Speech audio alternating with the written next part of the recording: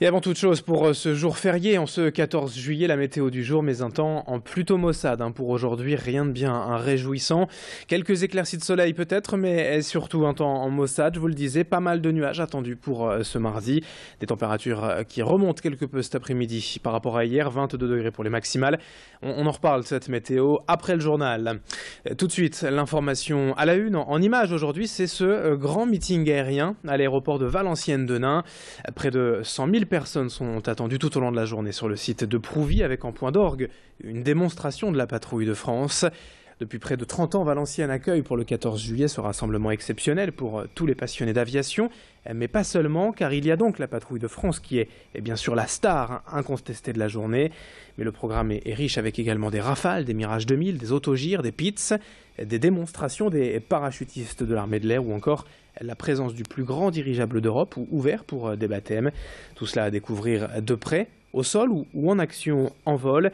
Des simulateurs de vol de l'armée de l'air sont aussi en accès libre. Tout cela pour en profiter, c'est gratuit bien sûr, toute la journée. À l'aéroport de Valenciennes, présentation complémentaire au micro de Sophie Laden.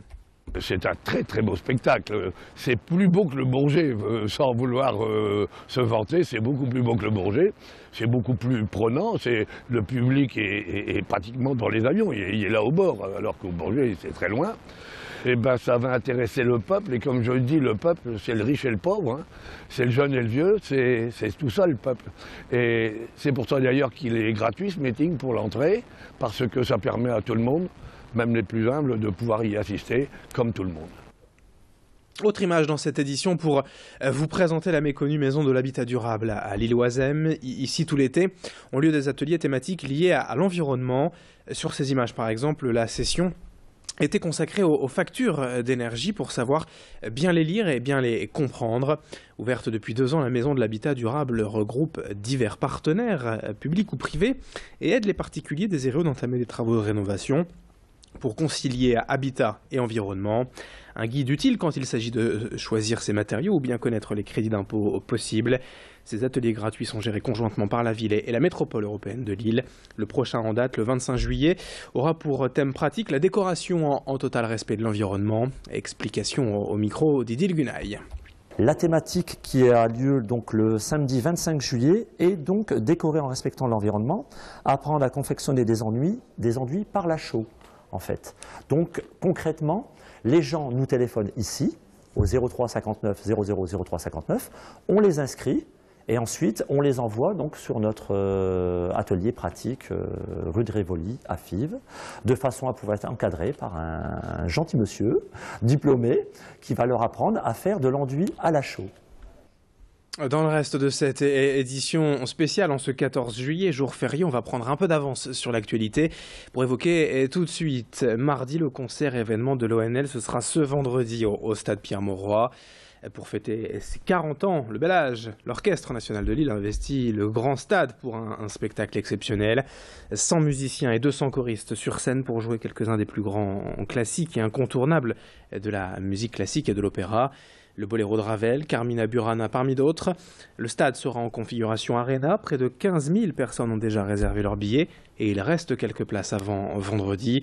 Un écrin exceptionnel en tout cas pour l'anniversaire de l'orchestre lillois et de son chef Jean-Claude Casatsu qui montre là encore sa volonté de s'ouvrir à tous les publics en repoussant toujours un peu plus les frontières de la grande musique.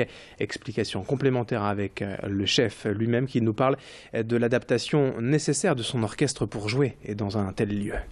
Une des grandes qualités de mon orchestre, c'est l'adaptation. Vous savez qu'on dit que l'adaptation aussi, c'est l'intelligence. Et comme nous changeons de lieu très souvent, les musiciens ont un entraînement à, tout d'un coup, modifier leur façon de jouer en fonction des lieux où ils se trouvent, ce qui n'est pas toujours facile.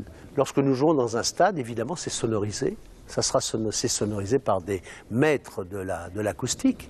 Et les gens, on fait en sorte que les gens ressentent le concert dans une autre dimension, mais comme s'ils étaient dans une salle normale de concert. Et si vous êtes intéressé, bien sûr, tous les renseignements sur le site internet de l'ONL. Et puis, on termine avec d'autres festivités. Le programme non exhaustif de cette soirée du 14 juillet près de chez vous. Plusieurs feux d'artifice et concerts gratuits. C'est le cas notamment à Waterloo avec Lio et François Fellman dès 17h45 au Parc du Lion. À Lille, bien sûr, plusieurs bals populaires et festifs sont au programme dans les quartiers. Et puis, le traditionnel feu d'artifice sera tiré dès 23h du Champ de Mars. Enfin, à l'Isle-les-Lanois, notez que les fans de disco ont rendez-vous avec Ottawa sur le parking d'Agora à 20h30 avant, là encore, le feu d'artifice. Fin de cette édition, merci à vous de l'avoir suivi. Dans un instant, la suite avec la météo de ce 14 juillet. L'infotrafic est également à suivre sur Grand Lille TV. Très belle journée à tous.